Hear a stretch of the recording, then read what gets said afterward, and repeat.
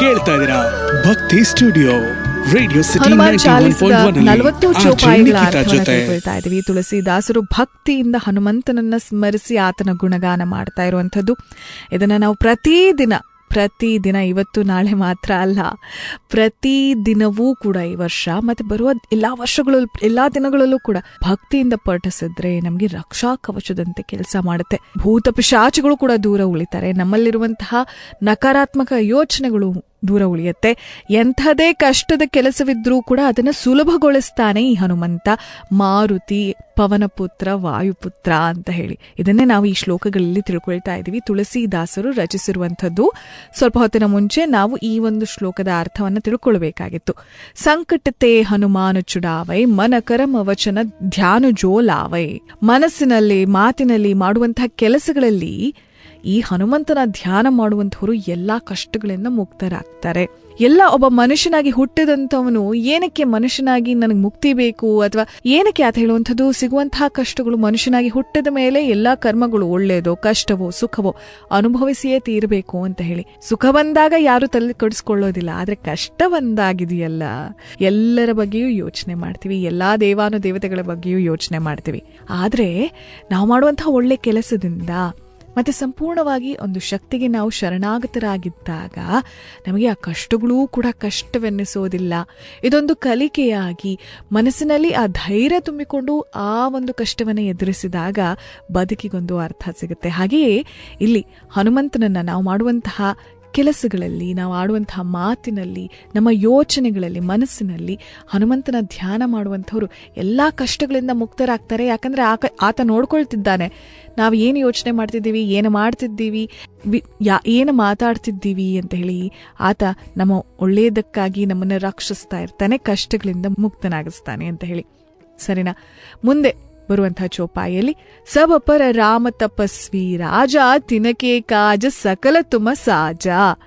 ಸಬಪರ ರಾಮ ತಪಸ್ವಿ ರಾಜ ತಿನಕೆ ಕಾಜ ಸಕಲ ತುಮ ಸಾಜ ಅಂತ ಹೇಳಿದ್ರೆ ಹನುಮಂತ ರಾಮನ ಎಲ್ಲಾ ಕೆಲಸಗಳನ್ನು ಕೂಡ ಪೂರ್ತಿಗೊಳಿಸ್ತಾನೆ. ಯಾವುದೇ ಕೆಲಸವಾಗಿದ್ರೂ ಕೂಡ ಅದನ್ನು ಪೂರ್ತಿಗೊಳಿಸುವಂಥವನು. ಕ್ಷಣಾರ್ಧದಲ್ಲಿ ನಾಳೆ ಮಾಡ್ತೀನಿ, ನಾಡಿದ್ದು ಮಾಡ್ತೀನಿ ಅವೆಲ್ಲ ಮಾತುಕತೆಯೇ ಇಲ್ಲ. ಯಾಕಂದ್ರೆ ಅವನು ಆತ ಅಷ್ಟು ರಾಮನನ್ನ ಇಷ್ಟಪಡ್ತಾನೆ.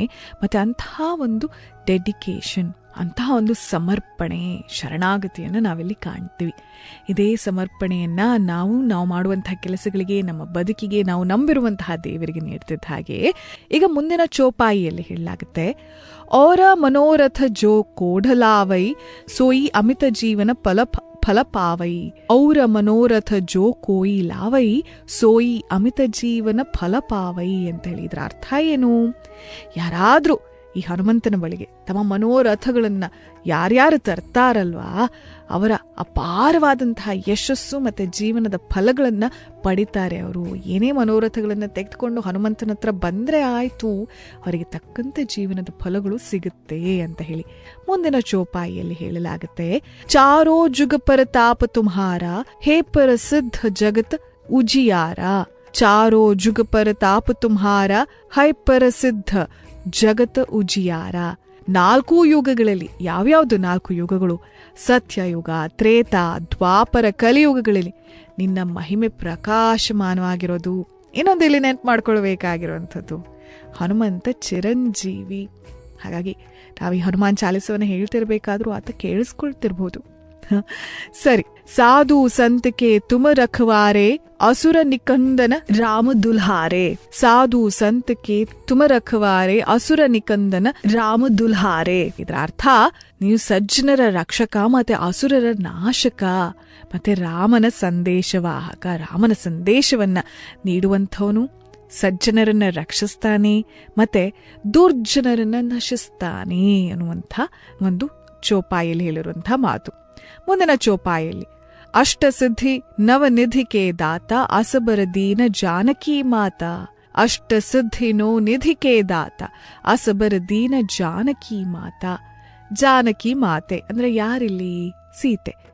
ನಿನಗೆ ಅಷ್ಟಸಿದ್ಧಿ ಮತ್ತೆ ನವನಿಧಿಗಳನ್ನ, ಆಧ್ಯಾತ್ಮಿಕ ನವನಿಧಿಗಳಲ್ಲಿ ಆಧ್ಯಾತ್ಮಿಕ ಮತ್ತೆ ಭೌತಿಕ ಸಮೃದ್ಧಿ, ಇದನ್ನು ಕೂಡ ದಾನ ಮಾಡಿದ್ದಾಳೆ ಜಾನಕಿ ಮಾತೆ ಅಂತ ಹೇಳಿ. ಇನ್ನು ಮತ್ತೊಂದು ಚೌಪಾಯಿಯಲ್ಲಿ ಹೇಳಲಾಗುತ್ತೆ, ರಾಮ ರಸಾಯನ ತುಮರೆ ಪಾಸ ಸದಾ ರಹೋ ರಘುಪತಿ ಕೆ ದಾಸ. ರಾಮ ರಸಾಯನ ತುಮರೆ ಪಾಸ ಸದಾ ರಹೋ ರಘುಪತಿ ಕೆ ದಾಸ. ನಿನ್ನಲ್ಲಿ ರಾಮನ ಭಕ್ತಿ ಅಮೃತವಾಗಿದೆ. ಅಮೃತ ಈ ಪುಟ್ಟ 3 ಅಕ್ಷರಗಳ ಪದವಾಗಿರ್ಬೋದು, ಆದರೆ ಆ ಅಮೃತದ ಅನುಭವವಿದೆಯಲ್ಲ, ಅದು ಯಾವುದನ್ನು ಕೂಡ ಮೀರಿಸೋದಕ್ಕೆ ಸಾಧ್ಯವಿಲ್ಲ. ನೀನು ಸದಾ ರಾಮನ ನಿಷ್ಠಾವಂತ ದಾಸನಾಗಿದ್ದೀಯ. ರಾಮನ ಭಕ್ತಿಯ ಅಮೃತ ನಿನ್ನಲ್ಲಿದೆ. ಯಾವತ್ತೂ ಕೂಡ ಒಣಗಿ ಹೋಗದೇ ಇರುವಂಥದ್ದು, ಯಾವತ್ತೂ ಕೂಡ ಕಡಿಮೆಯಾಗದೇ ಇರುವಂತಹ ಒಂದು ಅಮೃತದ ಸುಧೆ ಇದೆಯಲ್ಲ, ಅದು ನಿನ್ನಲ್ಲಿದೆ ಹನುಮಂತ. ಮತ್ತು ನೀನು ಸದಾ ರಾಮನ ನಿಷ್ಠಾವಂತ ದಾಸನಾಗಿದ್ದೀಯಾ ಅಂತ ಹೇಳಿ ಹೇಳ್ತಾ ಇರುವಂಥದ್ದು.